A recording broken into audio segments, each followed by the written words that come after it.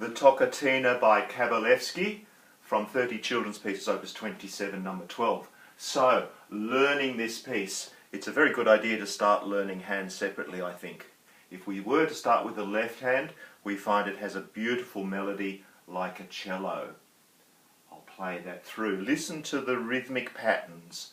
There are really only two different rhythmic patterns. We need to check the time signature and how we count them. The left hand.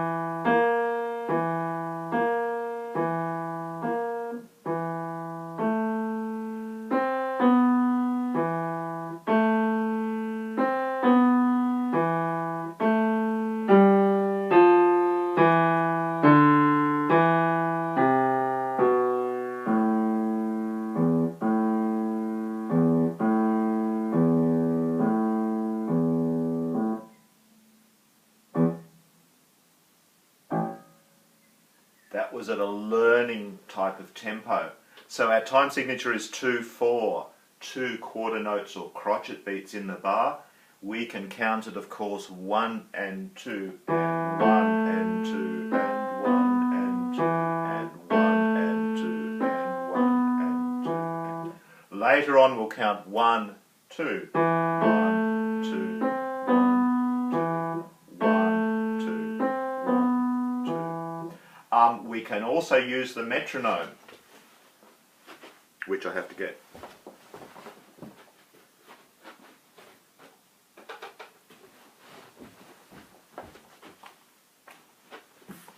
Which has gone missing. So, sort of learning tempo might be metronome at 60 quarter note beats to the bar. About. We could have ding, ding. If you had subdivisions, so you could subdivide into quavers. Ding, ding. That sort of thing there. That could be quite useful to keep you really in time. So, we find that there are 2 rhythmic patterns, 1 and 2 and 1 and 2, and or the one that goes 1 and 2 and 1 and 2, dotted quarter note, dotted crotchet, followed by a quaver or eighth note. Or we have 2 crotchets, 1 and 2 and I think that pretty much is all the rhythm that's used in the left hand, except for the last 2 bars. We have 1 and 2 and 1 and 2 and for those pizzicato chords. So, the rhythm should be manageable in the left hand.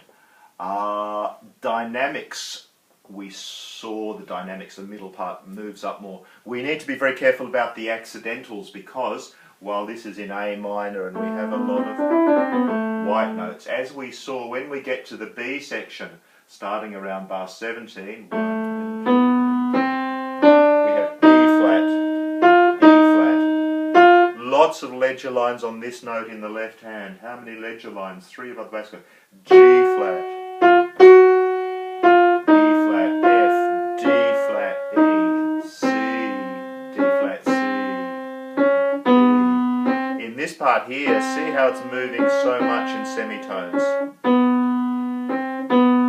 And then here it starts to move down. In bar 31 in the left hand, be careful that you're playing the right evil devil's interval of diminished fifth from B flat to E flat, B flat to E flat. When we put the hands together, that's going to be really important.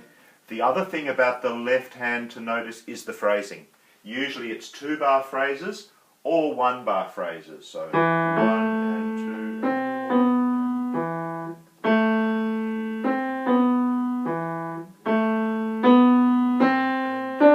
2. You could see those 2-bar or 2-measure phrases. We're looking for your phrase off. We want to hear a little separation.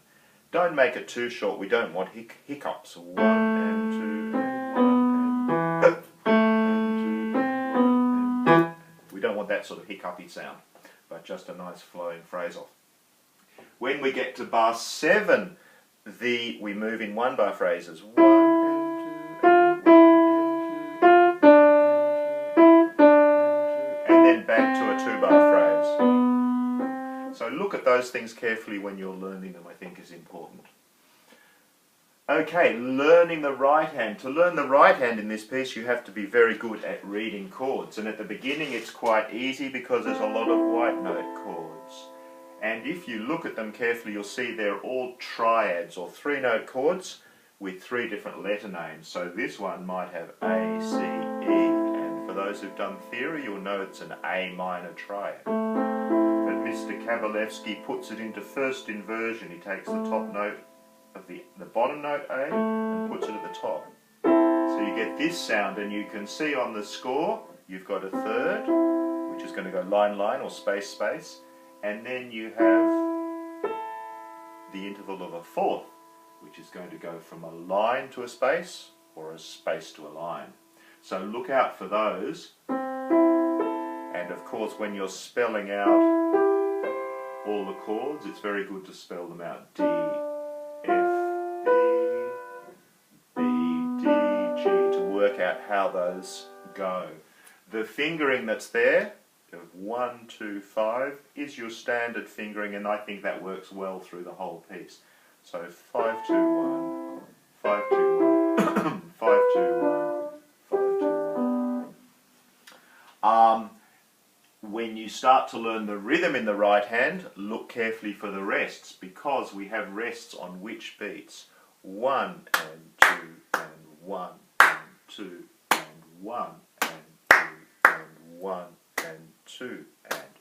Often those rests are on the first beat. When the hands play together, the left hand will play the first beat. But your right hand needs to know its rhythm very well when you're working hands separately.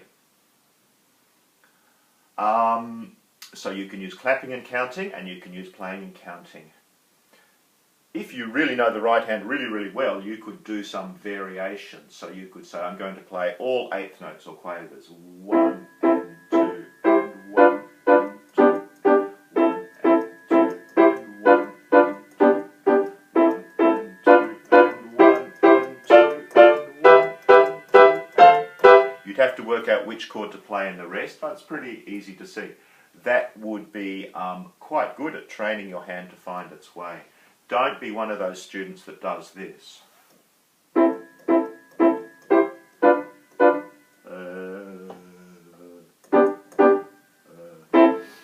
You'll need to read the chords, and your hand, 1 and 2, will gradually find where to go. That's important. It's too complicated to remember this piece when you're in the first week of learning it.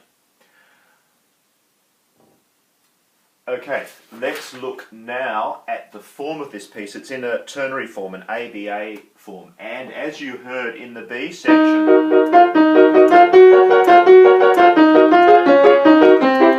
it gets very dramatic and a lot louder. And when you look at that, particularly in the right hand, you'll see you've got a lot of chords that have flats. So you have to be, from about bar 19, you have to be very careful with spelling out those chords. For those who've done a lot of theory, they'll recognise them. For example, at bar 19, E flat minor triad in first inversion.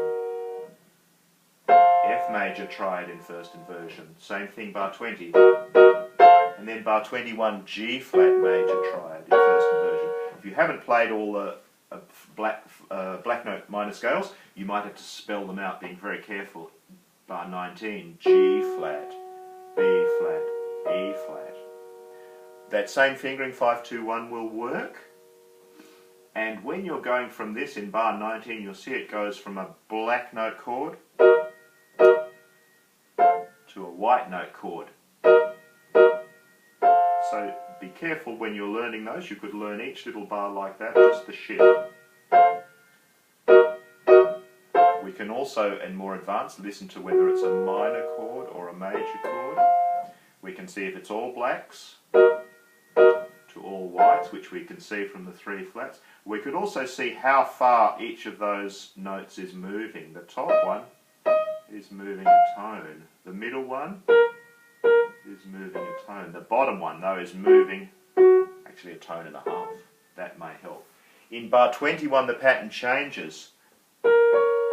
Compare very carefully the chord in bar 19, G flat, B flat, E flat, with the one in bar 21, B flat, D flat, G flat.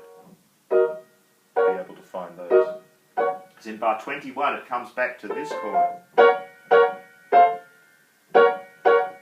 So bar 19 to 22, you've got 2 patterns, all centering around this F major chord. One comes from below. One comes from a semitone above. And then in bar 23, some other things happen. We have 3 chords, so we need to learn those ones carefully. Bar 25 and 26 is another good 2-bar unit to learn, because here you've got your C major, like you had in bar 1, that one there, but it's going up a semitone to this one, the D flat major first inversion triad. Spell that out carefully and look at how the notes move. This is one where it's moving C, G, no, not E, G, C. Each one's going up a semitone to F, A flat, D. It does the same in bar 26. Bar 27 is the same idea, moving a semitone, but look at this chord. Now we have to read sharps. Don't get mixed up between flats, A flat going down, and a sharp, F, F sharp, moving it up a semitone. Bar 27, D sharp, F sharp, B. Again moving up a semitone. And bar 29 is particularly sneaky because you've got flats and sharps in the same bar. So our first chord, read that carefully to see the B flat. Read the next one carefully because the D has now become a D sharp, the F has now become an F sharp, and the B flat has now become a B natural, B major, going straight from B flat to B major.